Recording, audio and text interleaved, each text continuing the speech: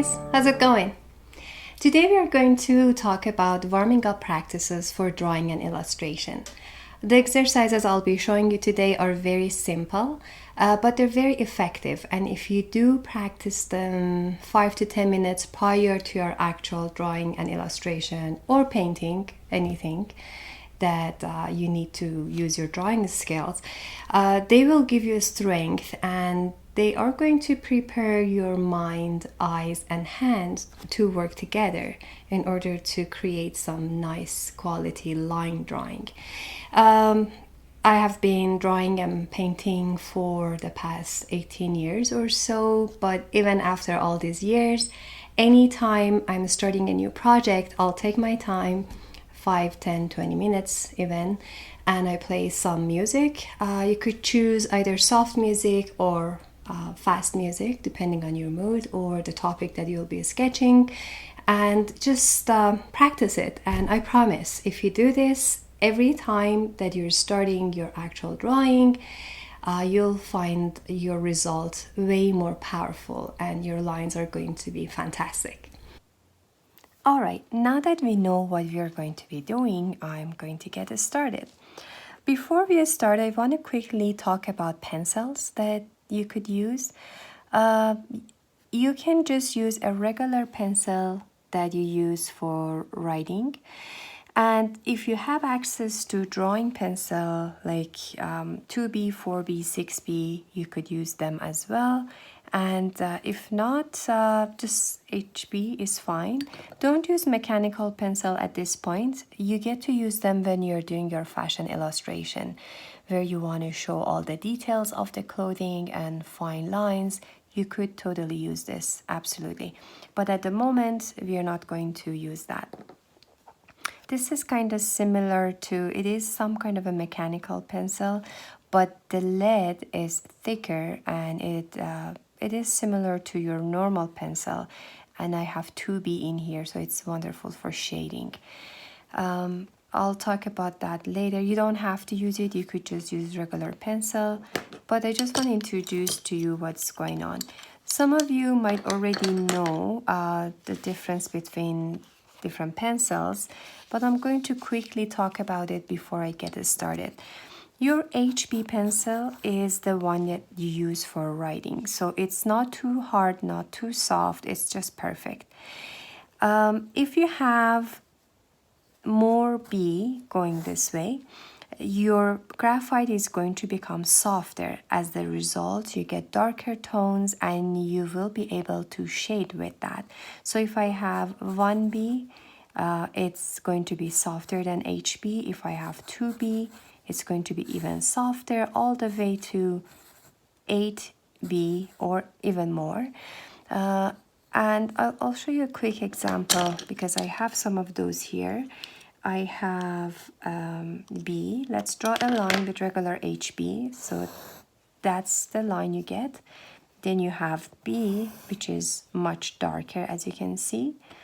Besides, if you go over it, it's going to smudge. Not much, but a little, versus your, regular HB. And then I just broke the lead for that one, but this one is 4B, so it's even darker, and this is an 8B. It's really, really dark, right? I don't have any H, but what H is, if you have more H, if you have, say, 1H, it's going to be harder. The graphite is harder, so you don't really see a lot of shading or any smudging. No smudging will happen, and this is perfect for drafting.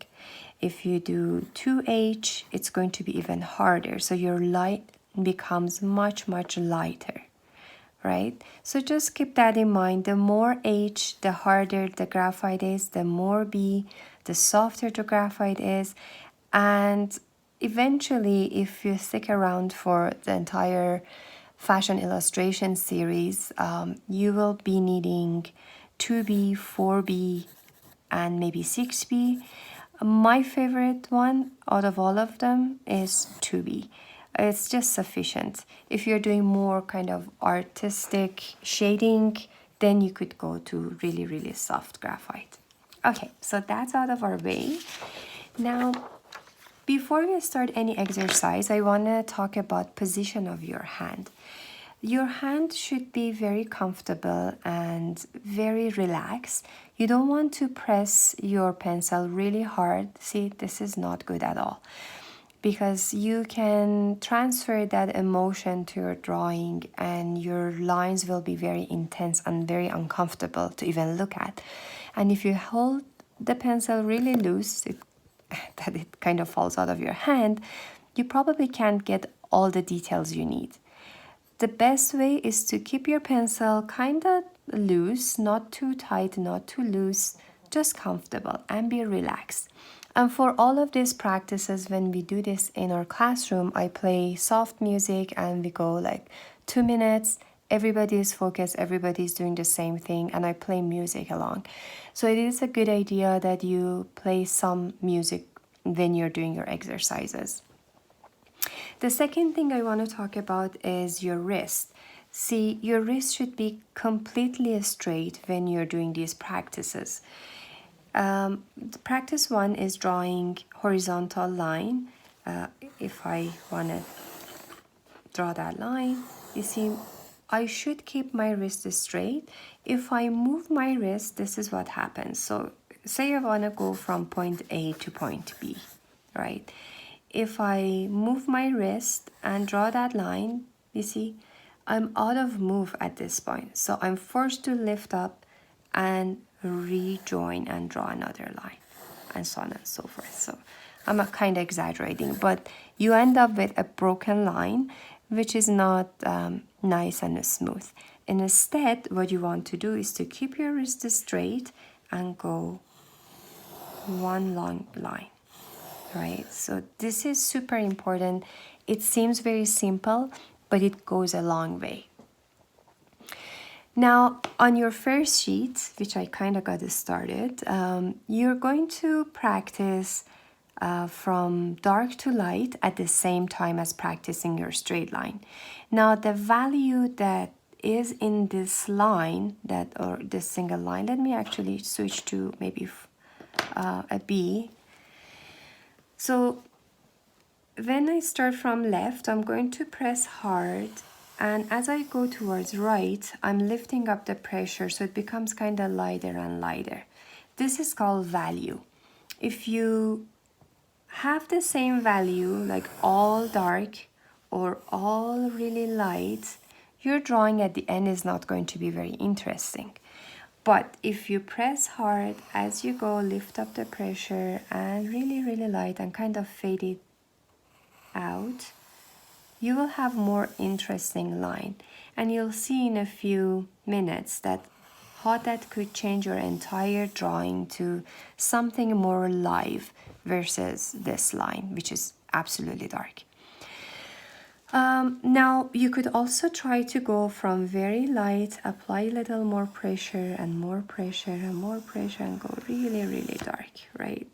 Now I'm talking and doing this, my lines are not perfectly straight, but technically if you're focused, you should be able to get this line really nicely. You could also try to do it from right to left,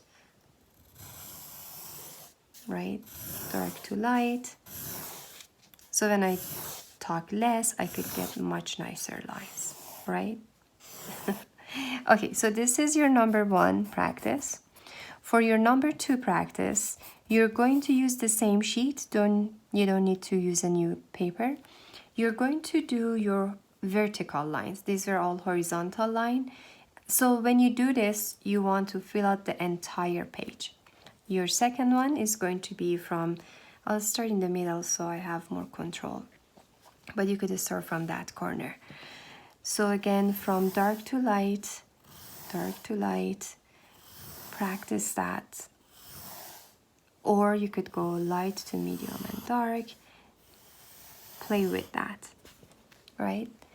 Your third assignment on this topic, or warm-up assignment, is going to be around curvy lines, right? Like that. You need to start that on a new sheet. So maybe I do that too. So 1, 2 could be together. Number 3, I'll just use this sheet that I had before. You're going to draw, again, your wrist is very straight, right?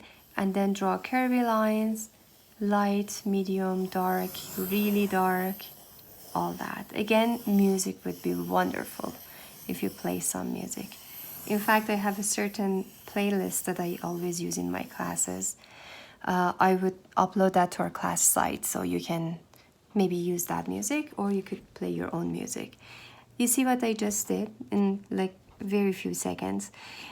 You want to practice moving your wrist, your hand, looking at your lines, applying pressure, and it doesn't matter what you're drawing as long as you practice this. You practice this for 2 minutes, same as the other one. That was 2 minutes, this is another 2 minutes. Now I'm going to quickly show you the magic of this value, what can happen. I could maybe do it here, right? I know that you're doing fashion illustration, but it applies to any kind of drawing. If you have, say, if you use only very light line, say you're drawing a vase, so you come down, something simple, or like a bowl maybe even, right? So this is all really light. If I do the same thing, but do everything absolutely dark, press, right? None of these are very interesting. Now let's see if we do combine the two type of lines, what happens.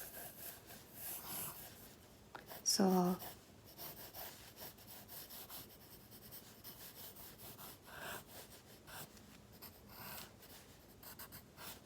if I consider the light sources on this side, I make these lines a little darker, and so on and so forth. See? I mean, this is a really rough, quick sketch, but I want to share the idea of when you combine the light color and the dark color, you could have more interesting result. I think that's it for these assignments. So we got horizontal and vertical, 1, 2, and your third one is your curvy line, which I totally lost it right here, so that's your number 3. And number 4 is something like a game. It's catching the targets. I just made up that name. So you're going to put a dot, and from anywhere on your page, you try to catch that light, that dot, like this. And it becomes even more fun if you try to do it fast, right? You see, I missed. So what this exercise do to you is that it's going to train your eyes, your hand, and your brain to work together. So there is some kind of invisible wiring inside your body. And you're going to put that system to work for you. So what it does, if the more you practice this, the more comfortable you become for drawing. Now an example would be, say you're drawing a skirt eventually in a couple of days or so. So you have the waistline, you have the lower part of your skirt, right? And then you have some ruffles and gathers and whatnot, and you're going to join this line. So if this is your point A and this is your point B, if you want to draw this line, combining this exercise of being able to draw a straight line and with this catching the target, you become way more comfortable to join point A to B, right? Or if we call this C to D, right? Any of those lines. Because you have enough practice prior to your actual sketching, trying to get to a destination from point A to point B, right? So your number 3 exercise is going to be start a new page, have a dot, try to catch it, and don't make them all short. Like I'm doing everything really short right now for some reason. Have, say, 1 dot there and go across your paper. This is fun. Okay, so that's your number 4, right? Yes. So number 1 was horizontal and vertical. Number 2, oh, I'm sorry, I'm totally confusing myself. Number 1 was horizontal. Let's actually write it. Number 1 is horizontal lines. Number 2 are vertical lines, but they could be on the same page. And then number 3 are curvy lines.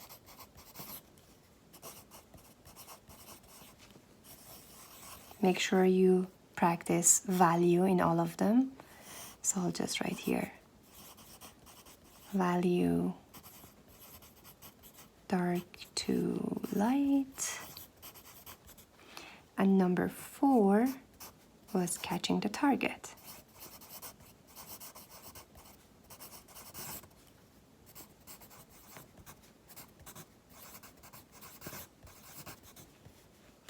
And would be that. Your last warm-up assignment is going to be drawing ovals and circles. Again, the same as before, your wrist is going to stay steady and you start drawing circle. Very simple. You can do very small, very large, or just medium size. Depending on the size of your circle, you'll be either moving your elbow or your shoulder, but still your wrist is remaining straight.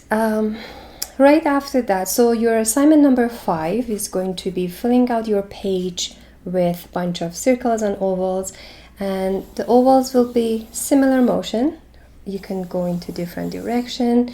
You could even try to attempt drawing heads. Heads are more like an oval, but they're kind of wider at the top and narrower at the bottom. So you get to come up with that shape, and this is pretty much one of the shapes that you do a lot in fashion illustration. All of your models are going to have heads, so it's a good time to get a little bit of practice on that, right? These are all wonderful line drawings. And I'll show you the type that you don't want to do, and that is if you just put your pencil down and draw a full circle or ovals, or these are not good. This is a different type of line drawing, and you usually use that quality of line when you're writing. So if I want to write my name, I'll go, I press hard. I don't even care about the quality of my line or different values. Chehrehsa. There you go. So that is just writing. You're engaging different parts of your brain when you're doing this type of drawing. But when you're actually doing like artistic drawing, you don't want to press hard and you don't want to start and finish precisely like drawing. Instead, you want to have very loose line drawing and keep your options open basically for the quality of line. Right? So that is your number 5. And the last one is going to be controlled curvy lines. In the previous assignments, when we did our curvy lines, if we went really loose and with no control, well, we did practice putting a lot of pressure, so that was okay. But now you're going to add more control to that, and what that means is that you're going to be doing lines with some control. This looks very simple, but it's going to help you a lot because you will do a lot of arms and legs later on.